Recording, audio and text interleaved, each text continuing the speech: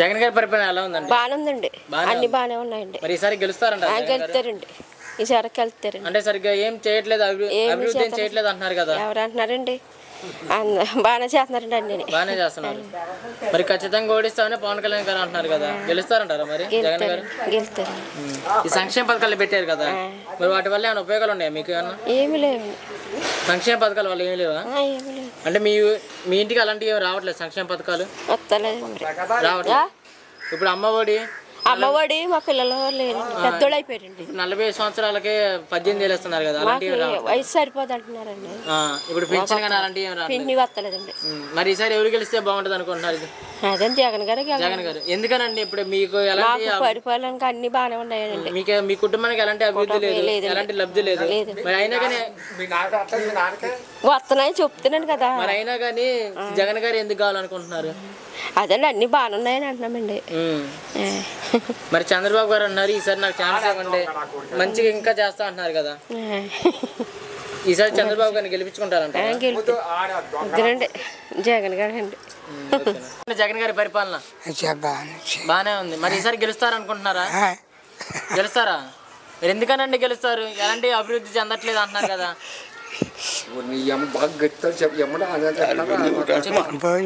మాకు ఆయన పెడుతున్నాడు, అన్ని చేస్తున్నాడు, ఆయన చేస్తున్నాడు ఇప్పుడు బట్టి. మరి చంద్రబాబు గారు కూడా ఒక ఛాన్స్ ఇవ్వండి అంటున్నారు కదా, ఎందుకంటే ఎక్కువ మంచిగా చూసుకుంటా అంటున్నారు కదా. మరి వాలంటీర్ వ్యవస్థ ఎలా ఉందండి?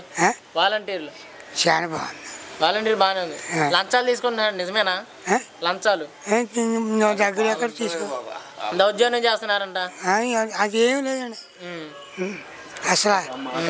మనం మామూలుగా తీసుకున్నారు అంతే తప్ప లంచాల కించాలు ఏం తీసుకున్నారు. మరి చంద్రబాబు గారు పవన్ కళ్యాణ్ కలిసి పోటీ చేస్తున్నారు కదా, జగన్ గారు భయపడతారు అనుకుంటున్నారా? జగన్ గారు భయపడతారు అనుకున్నారు వాళ్ళిద్దరిని చూసి? జగన్ ఎత్తాడు తప్ప చంద్రబాబు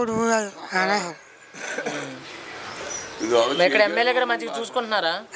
ఎమ్మెల్యే గారు మంచిగా చూసుకుంటున్నారా? మరి ఎలాంటి అంటే సమస్యలు తెలుసుకోవట్లేదు, పరిష్కరించట్లేదు అంటున్నారు కదా. మరి ఇప్పుడు మటుకు బాగానే ఉంది, ఇప్పుడు మటుకు దేవుడు ఎంత బాగా. మరి ఈసారి జగన్ గారు గెలుస్తారు అనుకుంటున్నారా? ఓకేనండి. 2024 ఎలా ఉండబోతుందండి ఎలక్షన్స్?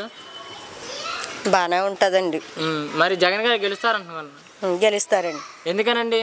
ఎందుకంటే ఆయన చేసే పనులు అలాగ ఉంటున్నాయి కాబట్టి, ఆయన చేసి అన్ని మంచి పనులు కాబట్టి ఆయనే గెలుస్తారని మా నమ్మకం అండి. సంక్షేమ పథకాలు పెట్టారు కదా, వాటి వల్ల ఏమైనా ఉపయోగాలు ఉన్నాయంటారా? ఉపయోగాలు కదండి మరి. మరి అవి అనవసరంగా పెట్టారు, వాటి వల్ల ఎలాంటి ఉపయోగం లేదు అంటున్నారు కదా. అంటారు తెలియని వాళ్ళు. మరి ఇలాంటి పథకాలు తీసుకుంటారు కదండి. మరి ఇలా పథకాలు పెట్టడం వల్ల ప్రజలు సోమరపోతులు అవుతున్నారు అంటున్నారు కదా చంద్రబాబు గారు అంటున్నారు, నిజమేనా? అలాగని ఎందుకు అనుకుంటారా? ఆయన అలా అంటారండి, ఆయన పదవిలో లేడు కాబట్టి. ఇప్పుడు చంద్రబాబు గారు పవన్ కళ్యాణ్ ఇద్దరు కలిసి పోటీ చేస్తున్నారు కదా, మరి జగన్ గారు భయపడతారు అనుకుంటున్నారా? ఏం భయపడరు. అంటే నీకు ఖచ్చితంగా ఓడిస్తామని సవాల్ చేస్తున్నారు పవన్ కళ్యాణ్ గారు, మరి గెలుస్తారంటారా? గెలుస్తారు, కంపల్సరీ గెలుస్తారు. అంటే ఈ పథకాలన్నీ ఓన్లీ వైసీపీ పార్టీ వాళ్ళకే వస్తాయి, మిగిలిన వాళ్ళకి రావట్లేదు అన్నారు కదా. లేదు, అందరికీ వస్తాయి, అందరికీ వర్తిస్తాయి. ఇక్కడ వాలంటీర్ వ్యవస్థ ఎలా ఉందండి? బాగుంటుంది. అంటే వాళ్ళు లంచాలు తీసుకుంటారు? లేదు లేదు లేదు, అలాంటిది లేదు. అస్సలు దౌర్జన్యం చేస్తున్నారంట? అస్సలేది లేదండి.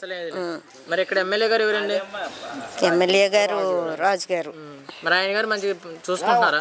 బాగానే చూస్తారండి, బాగానే వస్తారు. మరి జనాల గురించి అలా పట్టించుకోరు అంటున్నారు కదా. లేదండి, వస్తారు. ఆయన పట్టించుకోకపోతే ఎలా అండి? మరి ఈసారి గెలుస్తారు అనుకుంటారా? కంపల్సరీ అండి, ఎమ్మెల్యే గారు.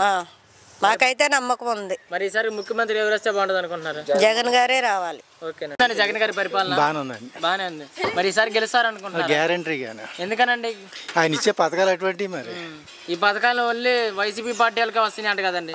ఏదో అనుకుంటారు కానండి, అన్ని వేస్ట్ కానండి, ఇచ్చి ఓడిగా ఉండాలి కదా ముంగట. గ్యారంటీగా జగన్ అండి. ఈ పథకాలు ఇవ్వటం వల్ల రాష్ట్రం మొత్తం అప్పుల్లో కూరుకుపోయిందని అంటున్నారు. అప్పులు చేయనోడు ఎవడాడు?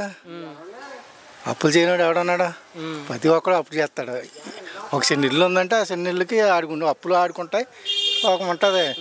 ఇప్పుడు ఇల్లు ఇచ్చాడు లోకం, అన్ని పథకాలన్నీ బాగానే ఉన్నాయి. ఈ పథకాల వల్ల ప్రజలు సోమరపోతు అవుతున్నారు, నిజమే? ఎందుకు అవుతారు? పని చేసుకునే వాడికి, కష్టపడే వాడికి ఇస్తే బాగున్నాడు అవుతున్నాడు కదా. దైద్యుడిలాగా ఉంటున్నాడు. మరి ఇంతవరకు ఏ పార్టీ ఎవడే ఇవ్వలేదు. జగన్ గారు మాత్రం నెంబర్ 1 ఇస్తున్నాడు. మరి ఇక్కడ వాలంటీర్ వ్యవస్థ ఎలా ఉంది? నెంబర్ 1. అంటే వాళ్ళు లంచాలు తీసుకున్నారు నిజమేనా? అది లేదు, అలాంటిది ఏం లేదు. నీకు ఏది కావాలన్నా మనకి వాళ్ళు ఇమీడియట్గా వస్తున్నారు. మన పని మనకి చేసి పెడుతున్నారు. మనం వెళ్ళి అక్కడికి వెళ్ళి కూర్చోక్కర్లేదు. ఎవరండి? రాజు గారు. ఆయన గారు మంచిగా చూసుకుంటున్నారా? బాగా చూసుకుంటారు. అంటే జనాల గురించి అలా పట్టించుకోరు, సమస్యలు ఎలాంటి తెలుసుకోరు అంటున్నారు కదా. ఇప్పుడు ఎవడో అంటే దానికి అంత ఇబ్బంది ఏం లేదు. గ్యారెంటీగా జగన్. ఇప్పుడు వైఎస్ షర్మిల గారు కాంగ్రెస్ పార్టీలో జాయిన్ అయ్యారు. మరి ఏపీలో పోటీ చేస్తాం అంటున్నారు. మరి ఆవిడ గురించి మనకి అంత అవగాహన లేదు. ఆవిడ మొన్నటిదాకా హైదరాబాద్లో అనుకుంది. మరి మళ్ళీ ఆంధ్రాలోకి వస్తే అప్పుడు తర్వాత ఏం చెప్తామండి. ఆంధ్రప్రదేశ్లో వస్తే ఓట్లు ఏమైనా చీలే అవకాశాలు ఉంటాయి అంటారా? అలాంటిది ఇంతవరకు జగన్ బాగుంది. ఇప్పుడు అభివృద్ధి అంటే అభివృద్ధి జరుగుతుంది. ఫస్ట్లో మనకి ఈ కరోనా ఈ వత్తులో కొంత ఇబ్బందులు ఉంటాయి. సంసారం అందది ఎవరికన్నా ఇబ్బందులు ఉంటాయి. అప్పులు అంటే ఉంటాయి. మరి అప్పులు లేకుండా ఈ వరకే అప్పులు లేకుండా ఎవరికి ఇవ్వకుండానే అప్పులు ఉన్నాయి కదా. ఇప్పుడు ఈ వరకే ఈ పథకాలు ఎవరికి ప్రతి ఒక్కళ్ళకి 18-40 సంవత్సరాలు 45 వాళ్ళకి ఈ చేతి వృత్తులు చేసుకునే వాళ్ళకి 15,000 వేస్తున్నాడు. ఏదో దానికి మనకి ఇంచుమించు చేయనవుతుగా. ఇప్పుడు ఆయన 10,000 ఇచ్చాడు అనుకో, 3 ట్రిప్పులు వేసాడు 30,000. 30,000 దేనికో దానికి కలుతుంది కదా. అంత ముంగట ఎవరికి ఇవ్వలేదు కదా. ఎవరికైనా ఇచ్చారా? లేదు. మరి ఈసారి జగన్ గెలుస్తారనుకుంటా. గ్యారెంటీగా. ఓకే.